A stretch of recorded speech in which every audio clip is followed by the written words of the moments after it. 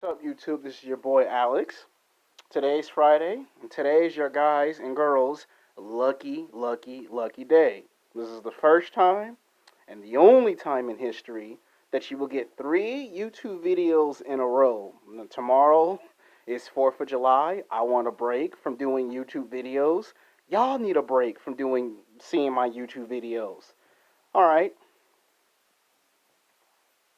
All right, today's YouTube video is going to be called Sex Game, the top 10 sexiest, hot, older white women in television and film. We're talking about 10 of the sexiest, fine, sexy, hot white women in television and film. If anyone should be angry, if anyone should be upset that they were forgotten in the past 2 or 3 weeks of me making all these new YouTube videos, all this new content, it's actually white women.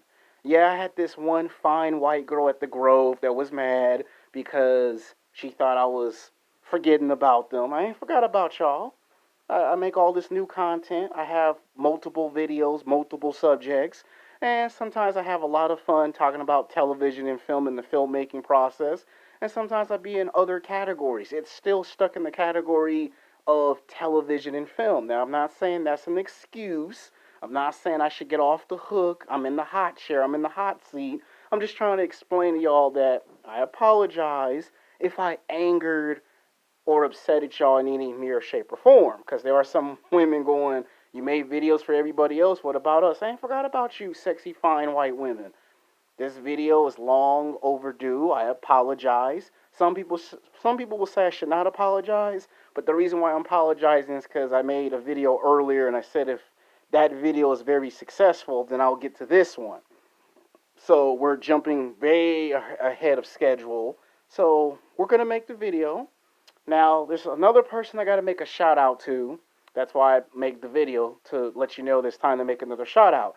Each time I do a YouTube video, you show me some respect, I show you some respect back in return. There are only 4 rules to my YouTube. Watch the video, that's number 1. Number 2, if you like the video, when you see me in person, face to face, eye to eye, live interaction, if you like the video, you thumbs up, you shake your head, you let me know if you like the video. You ain't got to say, hi, Alex, hi, Alexander. That's my name. Sometimes people call me Alex. Some people call me Alexander. All you gotta do is do this, a thumbs up, or just shake your head to let me know you like the video. You ain't gotta scream out A or yo, because that'll disturb the peace in the working area at the Grove or any other place you see me in person. If you don't like the video, all you gotta do is thumbs down and say, I don't like the video. Or go in the comment section and say, I don't 100% understand the source material or the subject matter of the video. You can say something like, I'm undecided. You can say, you started off real strong and then somewhere towards the middle or the end, you just lost me. Something that lets me know if I did a good job or a bad job. Now, when you don't say nothing, that goes in the category of I'm undecided. That means I don't like the video and I don't dislike the video. If you have to watch the video 2 times, 3 times, 4 times, watch the video as many times as you want. You have 100% permission from me to go into the comment section and say what you like and what you don't like about the video. You can thumbs up the video, you can thumbs down the video. I'm not going to take it personal. As long as it is a respectful comment. If it's not a respectful comment, it will get deleted and you will get blocked if it's disrespectful. So don't be saying no racist I-word shit. Don't be saying no racist slurs. If you're a man, respect the woman's comment. If you're a woman, respect the man's comment. I have to reinforce the rules because there be people fighting on the comment section of other people's videos and then things get out of hand. You know, you make me look good, I make you look good. All you got to do is follow 4 simple rules. Number 1, just watch the video. Number 2, if you like the video, let me know if you like it. Just give me a peace sign, this, or shake your head. Or if you're a female, just smile. If you don't like the video, just thumbs down. Don't do the rolling your eyes, because to me that's like, I don't know what that is. And, I don't want to be upset and be like, what this person got upset about? or go in the comment section and just say, I'm confused. I don't know what is it you were trying to say in the video. Okay, so if you don't like the title of the video, then we can sit down and discuss a future new title of the video if you don't like me using the term sex game, which I already explained in the thank you video, because the thank you video is already being uploaded. This is another video because tomorrow I want to give y'all a break. I need a break. Y'all need a break. That's probably what it is. You know, I do so many videos in a week. I don't get a chance to sit down and do nothing else. And I know y'all probably get tired of seeing all my videos. And we're trying to change up the content as much as we can. All right, that was just to clear up the business. Now let's get to the video. Coming in at number 10 is Lucy Lawless. For all who don't know who she was the female Thor before they ever made a movie called Thor. All the stuff you see in Thor, it was in a television show called Xena, the Warrior Princess. Now, as a kid, I used to watch the television show a lot. You know, Sam Raimi, the guy who did all the Spider-Man films, he did Xena, the television show. He had 2 television shows on primetime television. He had done Hercules, then he done Xena. He had 2 television shows, 2 television productions. Xena would pop up, I think, in season 1 and season 2 playing another character. And then she got her own show, and it was very good. This was a white woman that was 6 foot tall, very physically sexually attractive, and the first thing I thought of was Wonder Woman. She could either play Wonder Woman or she could play She-Hulk. That show ran for 6 seasons. Xena, in my opinion, kind of surpassed Hercules' television show because it had huge popularity. I mean, back in the 1990s and early 2000s, when people used to go to the Comic-Con, you had women dressing up as Xena, the primal scream, kicking you in the face and shit, doing the bicycle kick. I was like, damn, is this Mortal Kombat or this is Xena? And I used to have a huge crush on this actress because she played Xena. I had never seen nobody of her stature. I remember when they had her on another show where somebody compared her to China, the professional wrestler, because of how physically built she was for the role of Xena. And to me, that's where they first introduced, you know, lesbians in the television show. I didn't have a problem with it. Other people had a problem with the love scene of 2 girls kissing. I didn't actually have a problem. As long as I got a good, compelling story of good versus evil, and Xena fights the bad guys, kick ass, take names, save the day.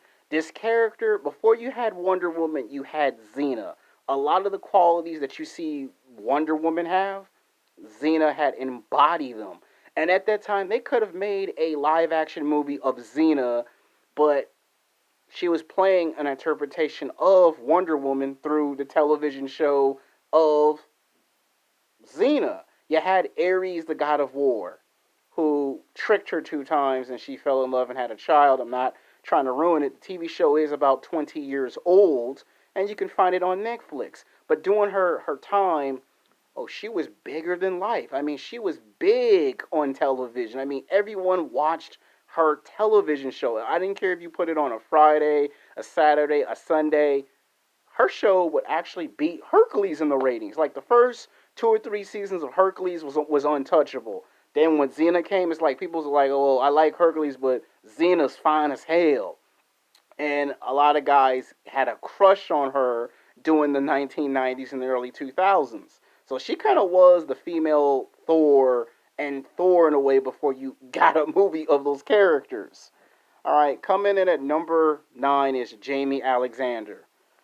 Or should I say Alexandra. Now, some people say Jaimie Alexander, some say Jaimie Alexandra. Now, this is another woman that I had a crush on. When I saw her play Sif from the actual Thor comic books, I lost my shit in the movie theater. Like, I literally, figuratively lost my shit. I mean, think about it. When you're a kid, you don't ever think comic book characters from Marvel or DC ever make it into movies and television. And when they find an actress like her, who's been in a whole bunch of movies, to pop up in this, it was like the comic book character came to life. The story of Thor's childhood friend, jealous because the mighty Thor fell in love with Jane Foster, if you've seen the first film. And then, of course, they showed the jealousy in the second film. Now, she had great potential. She was in two of these movies. They put her in a episode of what they call it, Agents of S.H.I.E.L.D. She popped up somewhere in the third season of the television show. And it was rumored that Warner Brothers was thinking about getting her for Wonder Woman. Before they got Gal Gadot, she was going to play Diana Prince. And you know how Marvel is. Once you're a part of the Marvel family, that's a big no-no in the contract. So she did not get the opportunity to play Wonder Woman. But if had they actually been open to the idea, who knows what could have actually happened. She also did a television show called Blind Spot, which ran for 5 seasons.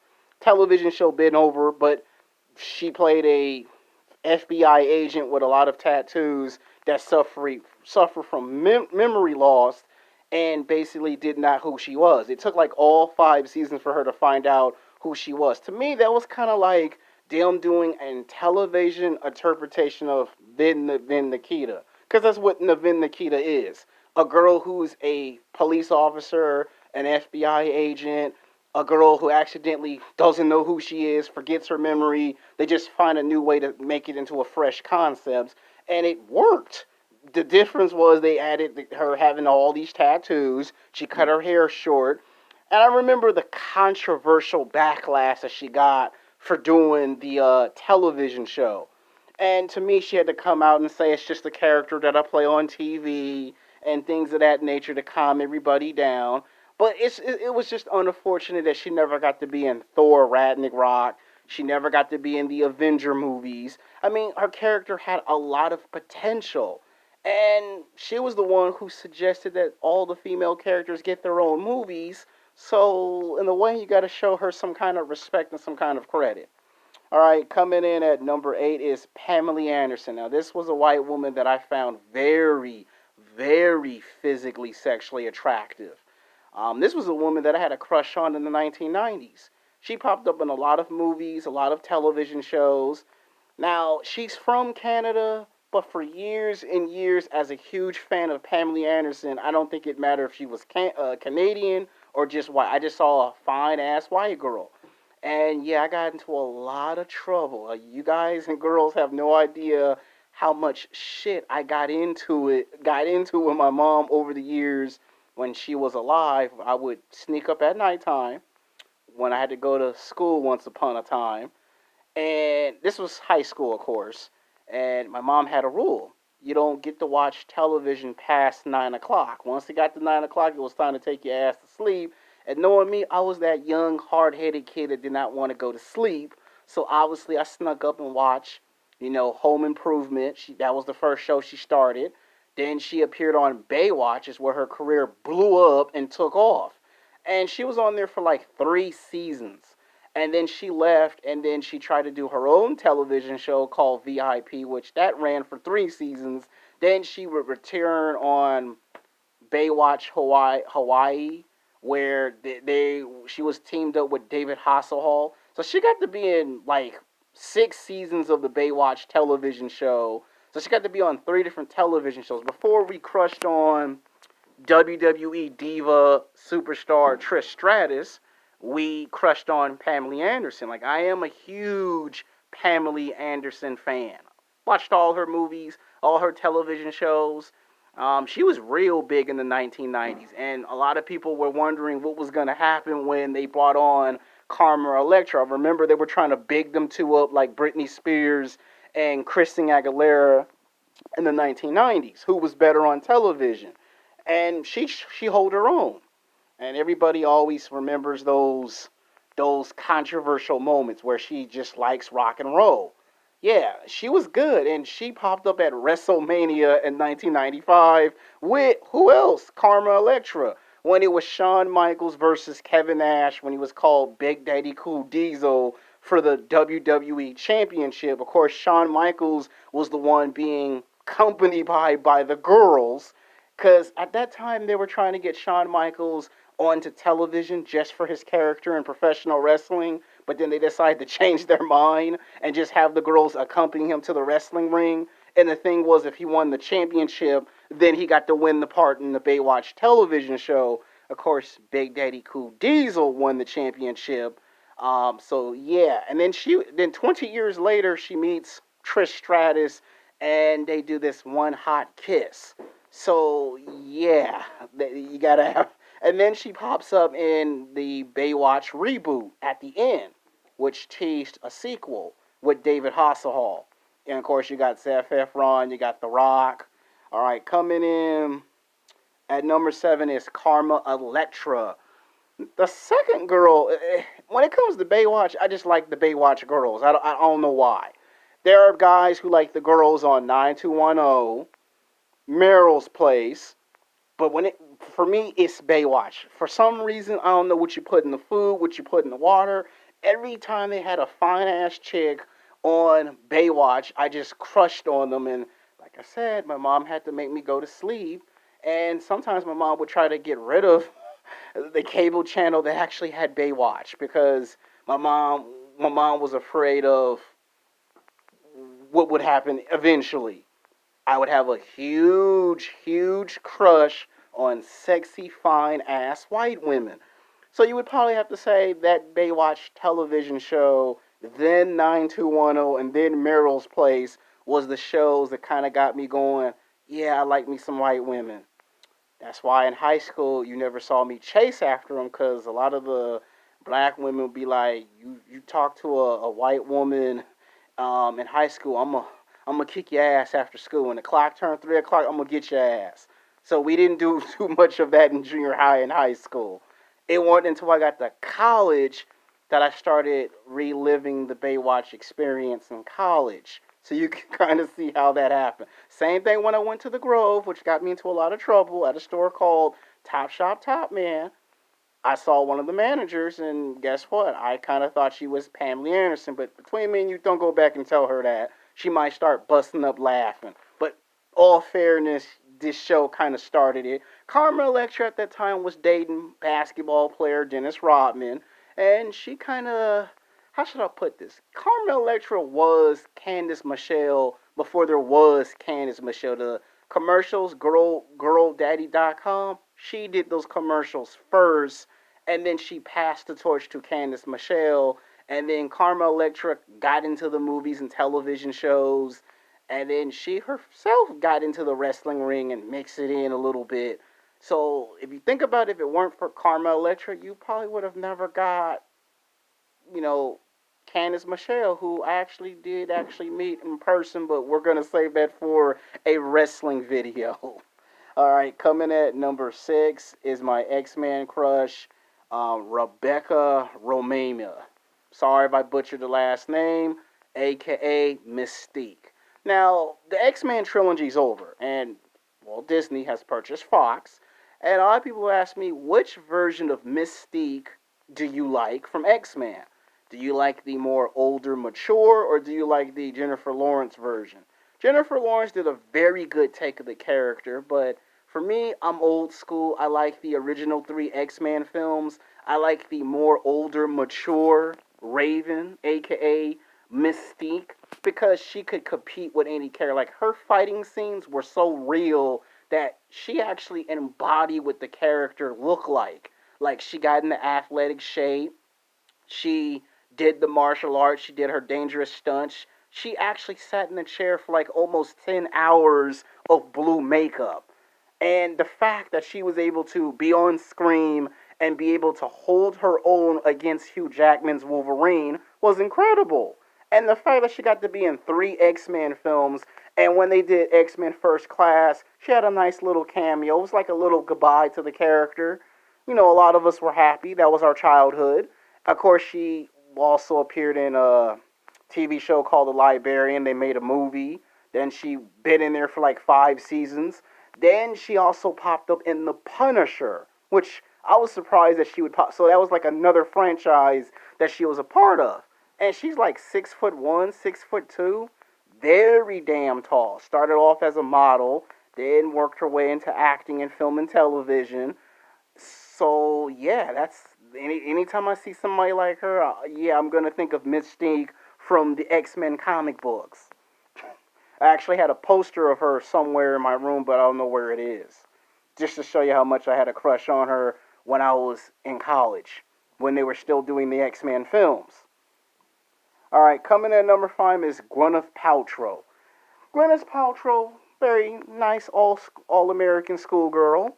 The girl's very physically, sexually attractive. She has a nice quality and a charm that most girls don't have. Like, for her, it's different. The older she gets, the more attractive she is. Usually, when you get older, you don't have the glow no more. And you can tell she stays in shape. She watches what she eats and drinks. And the fact that she did a very good job of Pepper Potts and Iron Man, and then to carry that over into, the Avenger movies. And then the way that they built her character up when you watch Avengers Infinity War and Endgame was badass. And the fact that she got in shape for the role, like it was like somewhere down the road, her character is gonna whoop some ass and throw down on you. You just don't know when. Coming in at number 4 is my personal crush, Scarlett Johansson.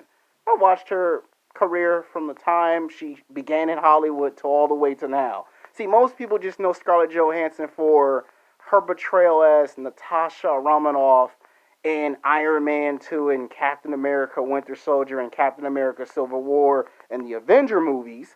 I know her when she did a movie called Lost in Translation with Bill Murray, which was a very good film.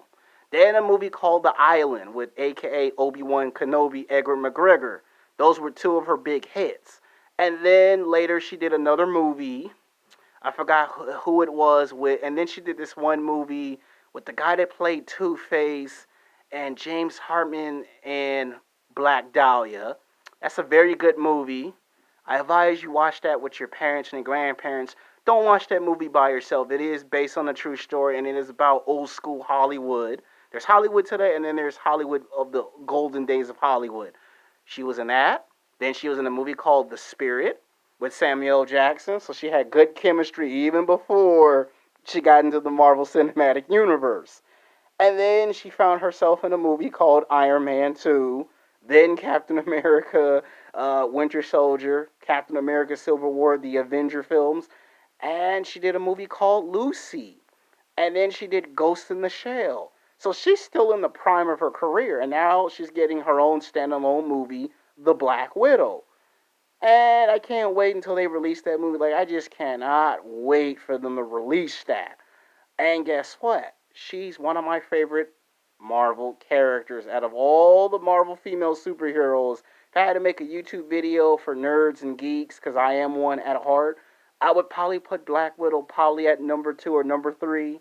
Mystique would be one of my favorite female. If I was to do my favorite badass female Marvel characters, she would probably be on that list.